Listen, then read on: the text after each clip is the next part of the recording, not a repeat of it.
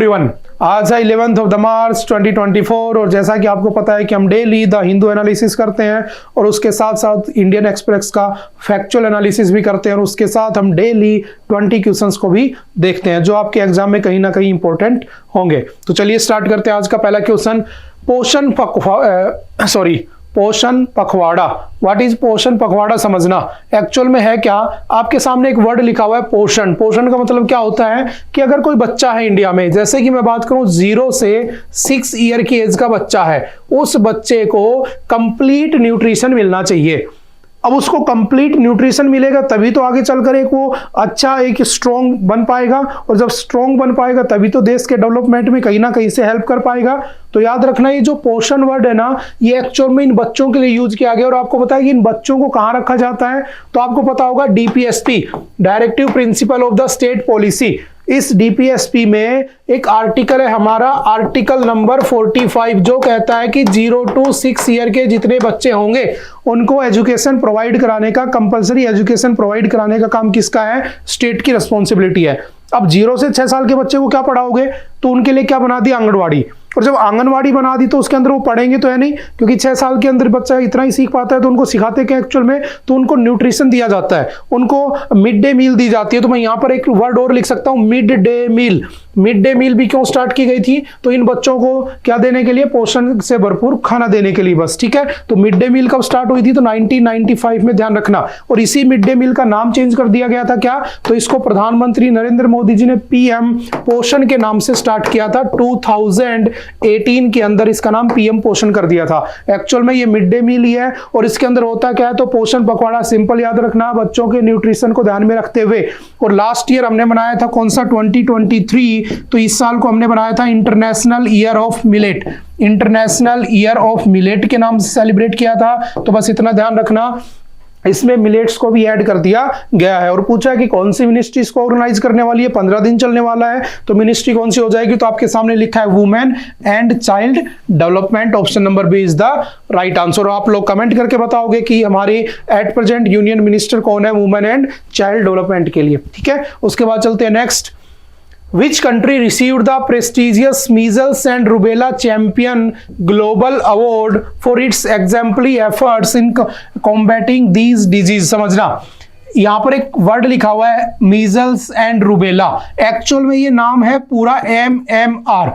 एक M का मतलब होता है मीजल्स, एक दूसरे M का मतलब क्या होता है? तो मम्प्स। मम्प्स का मतलब एक होता है कौन सा? तो रूबेला। समझना, ये मम्प्स की जो डिजीज है ना, ये बहुत ज्यादा फैली हुई है, इस वजह से ये क्वेश्चन बना दिया गया है। हुआ क्या था एक्चुअल में?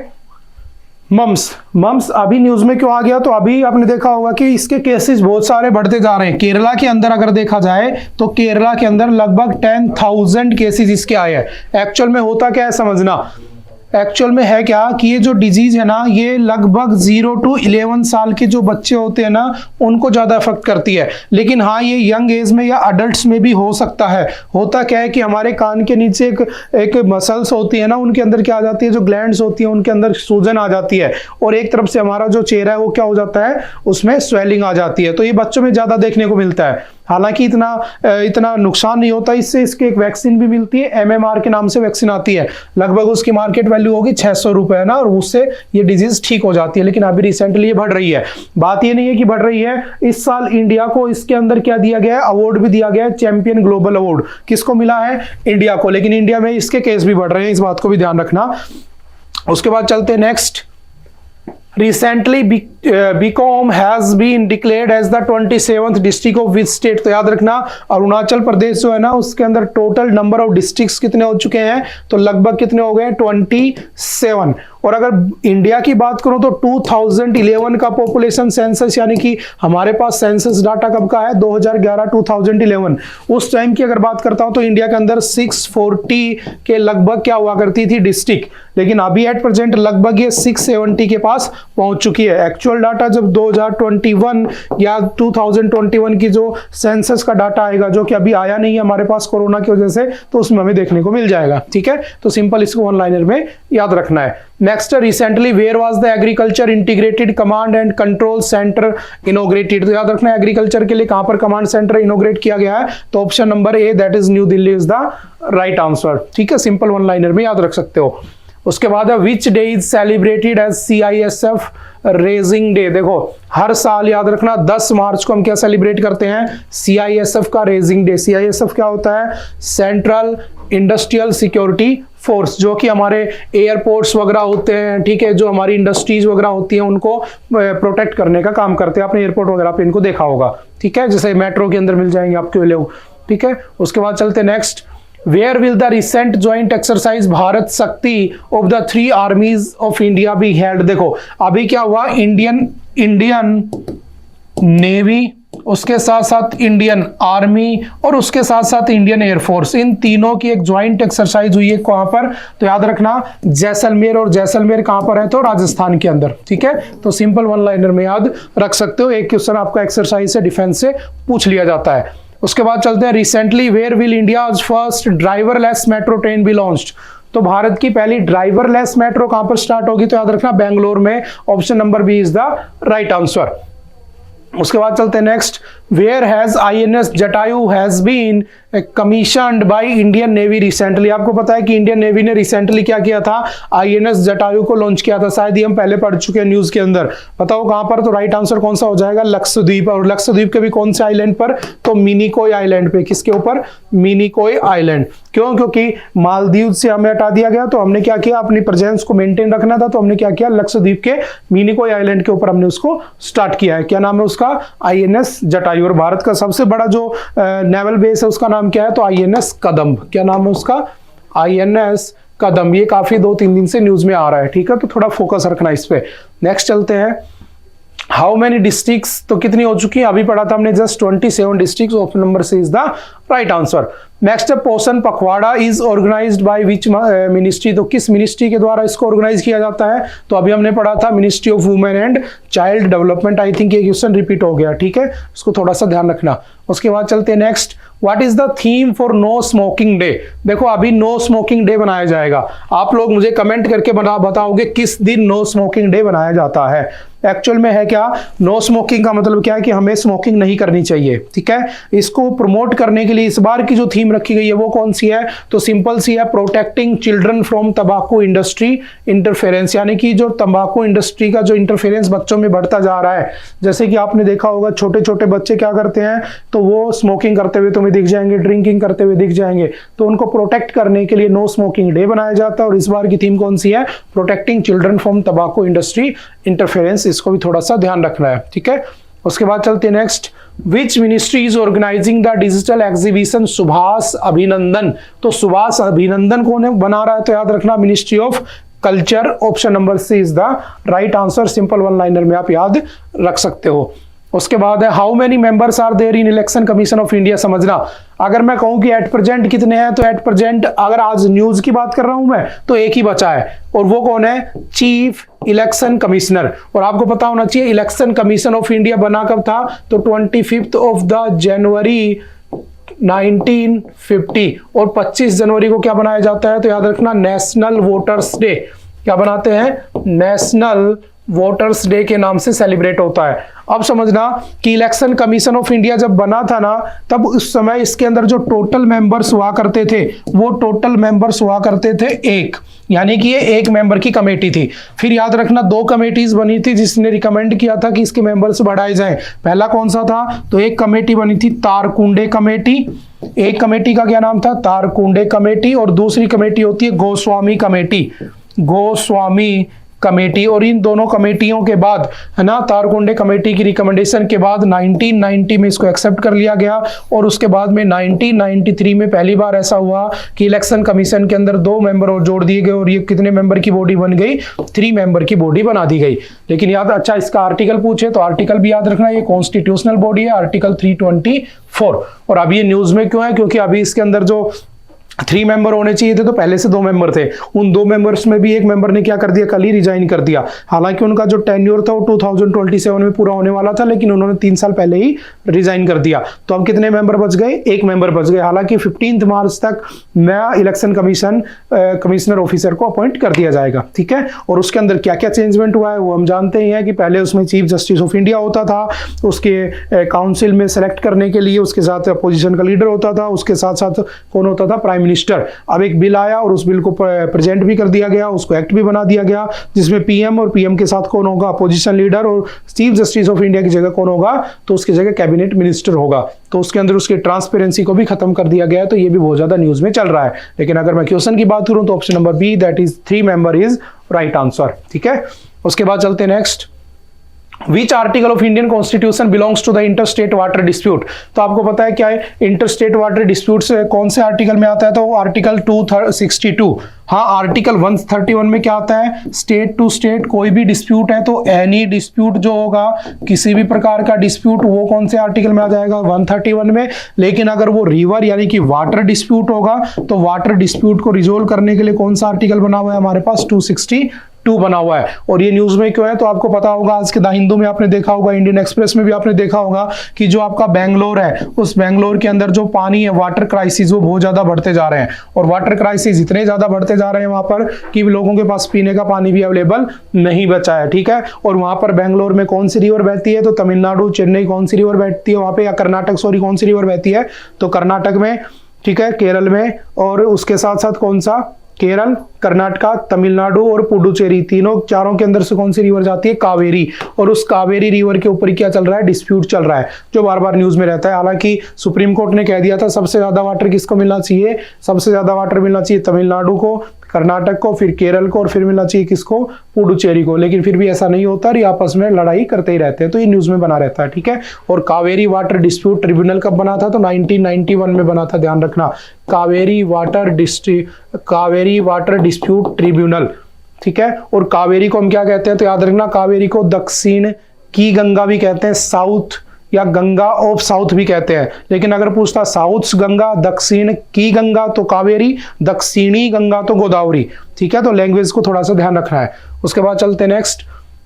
Right to repair is recently started by ministry of, देखो अभी आपने देखा होगा राइट टू रिपेयर स्टार्ट हुआ है। What is right to repair, ये आपका कोई फंडामेंटल राइट नहीं है, जैसे हमारे फंडामेंटल राइट होते हैं ना, आर्टिकल 12 से लेकर 35 तक। राइट टू रिपेयर का मतलब है कि मान लो आपका मोबाइल खराब हो गया, अब आप चाहते हो कि मोबाइल नया लो, लेकिन आपके पास पैसे नहीं है, पैसे नहीं है तो आप क्या कर सकते हो, उस मोबाइल को रिपेयर करवा सकते हो। लेकिन जब रिपेयर करवाने जाओगे तो क्या गारंटी है कि वो ठीक से रिपेयर करेगा, क्या गारंटी है कि अच्छा प्रोडक्ट उसमें लगाएगा, कल को फिर खराब हो जाएगा, आपको बहुत परेशान होना पड़ेगा।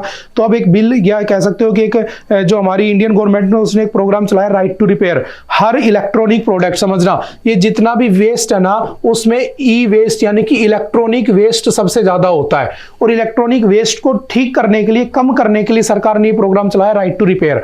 मतलब हर प्रोडक्ट को रिपेयर कर करके चलाओ, ना कि नया प्रोडक्ट खरीदो, ताकि ई वेस्ट कम होगा तो पोल्यूशन कम होगा। सिंपल सा कॉन्सेप्ट है। तो आपसे पूछा है कि कौन सी मिनिस्ट्री ने राइट टू रिपेयर स्टार्ट किया है, तो याद रखना कौन सी हो जाएगी, हमारी मिनिस्ट्री ऑफ कंज्यूमर अफेयर्स, क्योंकि इसके अंदर किसको ध्यान में रखा गया है, कस्टमर्स को, कंज्यूमर्स को ध्यान में रखा गया है। तो यहां से भी आपको इसको लिंक करके याद कर सकते हो। उसके बाद चलते हैं next. First supreme court of India was established eight, सबसे पहले सुप्रीम कोर्ट ऑफ इंडिया कहां पर बना था, तो याद रखना 1773 का रेगुलेटिंग एक्ट आया था।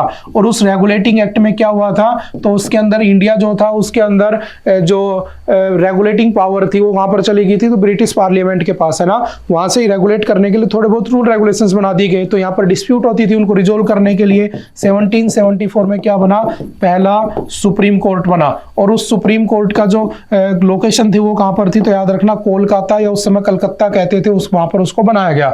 उसके साथ याद रखना इसके जो फर्स्ट जज बने थे, first chief justice of India, वो कौन थे उस समय, तो लॉर्ड एलाइजा इम्पे क्या होते हैं, उसके पहले सीजीआई होते हैं। और उसके बाद यही सुप्रीम कोर्ट कब बनती है, 1936 में, जो कि बनती है न्यू दिल्ली के अंदर। लेकिन इसका भी जो सीजीआई होता है वो कौन होता है, तो वो कौन होता है, तो याद रखना उसका नाम मोरिस ग्वेयर। कौन होता है, मोरिस ग्वेयर। लेकिन ये भी इंडियन नहीं थे, याद रखना दोनों ब्रिटिशर्स हैं। लेकिन फिर हमने अपना ओरिजिनल कब बनाया, तो 26 ऑफ द जनवरी 1950 में ओरिजिनल हमारा सुप्रीम कोर्ट बना, जो कि न्यू दिल्ली में आज के दिन बना हुआ है। और उसने वर्किंग स्टार्ट की थी कब से, 28 ऑफ द जनवरी से, जिसके पहले जज कौन होते हैं, हीरालाल जे कानिया, यानी कि H J. Kania was the first CGI of India. ठीक है, तो आपसे पूछा है पहला कहां पर था, तो कोलकाता में बना होता है 1774 में। ठीक है, और उसके बाद हाई कोर्ट्स कब स्टार्ट हुए थे, तो 1861 के एक्ट के बाद 1862 में भारत में हाई कोर्ट बनने स्टार्ट हुए थे। ठीक है, इस बात को भी ध्यान। नेक्स्ट आता है question number 17, which of the following is the only host of the mumps virus. तो समझना, आज भी हमने देखा न्यूज के अंदर जो मम्प्स वायरस है बहुत ज्यादा फैलता जा रहा है, तो याद रखना इसका जो ओनली जो नॉन होस्ट है वो कौन है, तो ह्यूमन के अलावा किसी के अंदर भी ये वायरस नहीं पाया जाता है, तो इसको भी ध्यान रखना है। कई बार हमारे मैं कह सकता हूं कि हमारे जो साइंस, जो बेसिक साइंस होती है वहां से भी क्वेश्चन पूछ लेते हैं। जैसे जब कोविड-19 फैला था तो कोविड-19 से दुनिया भर के क्वेश्चंस पूछे गए थे, हर एग्जाम में भर के क्वेश्चंस को पूछा गया था, ठीक है, तो इसको भी थोड़ा सा ध्यान रखना है। उसके बाद चलते हैं next question number 18, Shankaracharya temple recently seen in the news is located in which Indian state और यूटी। तो समझना कि जो हमारा शंकराचार्य टेम्पल है एक्चुअल में किसको डेडिकेटेड है, तो याद रखना लॉर्ड शिवा। और ये कहां पर बना हुआ है, तो याद रखना ये जम्मू एंड कश्मीर में बना हुआ है, यानी कश्मीर में बना हुआ है एक्चुअल में। और कश्मीर में ये बना हुआ है कहां पर, तो ये काफी हाइट पर बना हुआ है और वहां से पूरा का पूरा आपको कश्मीर सिटी देखने को मिल जाता है, ठीक है। तो ये आज न्यूज में बना हुआ था, इसके रिकंस्ट्रक्शन वगैरह की बातें की जा रही थी, तो थोड़ा सा ध्यान रखना कि ये कौन से स्टेट की बात हो रही है, जम्मू एंड कश्मीर या यूटी की बात हो रही है, जम्मू एंड कश्मीर। याद रखना इंडिया के अंदर टोटल स्टेट कितने हैं, तो 28 स्टेट हैं। इंडिया के अंदर यूटीज कितनी है, तो 8 यूटीज हैं, ठीक है। उसके बाद चलते हैं next, which part of the Indian constitution deals with fundamental rights. तो याद रखना फंडामेंटल राइट्स, देखो सबसे पहले समझना फंडामेंटल राइट होते क्या हैं। फंडामेंटल राइट्स टोटल कितने होते हैं, तो समझना टोटल पहले होते थे 7, एक माइनस हो गया, बच गए 6। ये जो माइनस हुआ ये कौन सा था, राइट टू प्रॉपर्टी। ये जो राइट टू प्रॉपर्टी है इसको फंडामेंटल राइट से हटाकर इसको आर्टिकल नंबर 300 के ए में जोड़ दिया गया और इसको बना दिया गया क्या, तो ये आज के दिन आपका क्या है, लीगल राइट है, ना कि आपका फंडामेंटल राइट है। इसको भी ध्यान रखना है, ठीक है। अब समझना फंडामेंटल राइट को एक्चुअल में कहते क्या है, तो हम इसको क्या कहते हैं, मैग्ना कार्टा। क्या कहते हैं, Magna carta of Indian constitution. जो हमारा इंडियन कॉन्स्टिट्यूशन है उसका मैग्ना कार्टा भी कहते हैं। और मैग्ना कार्टा का मतलब क्या होता है समझना, सबसे पहले 1215 में है ना, 1215 AD में जो ब्रिटेन था, इंग्लैंड था, उस इंग्लैंड का एक राजा होता है किंग जॉन। वो जो किंग जॉन होता है वो सबसे पहले क्या करता है, सबसे पहले अपने जो उसके जो नौकर होते हैं उनको क्या करता है, रिटर्न में क्या करता है, लिखित में या रिटर्न में राइट्स प्रोवाइड कराता है। तो जो रिटर्न राइट्स दिए जाते हैं उन रिटर्न राइट्स के डॉक्यूमेंट को क्या नाम दिया गया, मैग्ना कार्टा। तो जब भी किसी को कोई लीगल राइट देता है, लिखित में रिटर्न राइट देता है, तो हम उसको मैग्ना कार्टा कह देते हैं, ठीक है। तो अगर आपसे पूछे कि इंडिया में आप लोग रहते हो, आपका मैग्ना कार्टा किसे कहा जाता है, कॉन्स्टिट्यूशन को आपको मिला हुआ है जो राइट्स है वो किसको कहते हैं, तो आपको रिटर्न जो राइट्स है एक्चुअल में वो कौन से, फंडामेंटल राइट्स ही हैं, जो आपसे कभी नहीं छीने जा सकते। हाँ, इमरजेंसी के केसेस में छीने जा सकते हैं, लेकिन फिर भी आर्टिकल 20 और 21 हमेशा चलते रहेंगे, आपको मिले हुए रहेंगे, इसको थोड़ा सा ध्यान रखना है। और कौन से पार्ट में है, तो हमारा कॉन्स्टिट्यूशन के पार्ट नंबर 3 में है। पार्ट नंबर 1 में क्या है, तो इंडिया के बारे में बताया गया, इट्स बाउंड्रीज के बारे में। पार्ट नंबर 2 में बताया गया किसके बारे में, सिटीजनशिप के बारे में। पार्ट नंबर 3 में आपके फंडामेंटल राइट्स लिखे हैं और पार्ट 4 के अंदर आपके DPSP लिखे हुए हैं। पार्ट 4 के ए में आपके फंडामेंटल ड्यूटीज लिखी हैं और उसके साथ साथ पार्ट 4 के ए में फंडामेंटल ड्यूटीज और पार्ट 5 में आपका पूरा यूनियन लिखा हुआ है, ठीक है। उसके बाद चलते हैं नेक्स्ट क्वेश्चन के ऊपर, no self incrimination is described under which article of the Indian constitution. समझना आज का बहुत अच्छा आर्टिकल था, आपने पढ़ा होगा इंडियन एक्सप्रेस में भी, उसमें भी था हिंदू में भी। एक्चुअल में क्या है, नो सेल्फ इंक्रिमिनेशन मतलब कभी भी किसी भी क्रिमिनल को खुद के अगेंस्ट आप गवाही देने के लिए फोर्स नहीं कर सकते, इसको कहते हैं नो सेल्फ इंक्रिमिनेशन। ये हमारे कॉन्स्टिट्यूशन के कौन से आर्टिकल में, तो आर्टिकल 20 के 3 में है।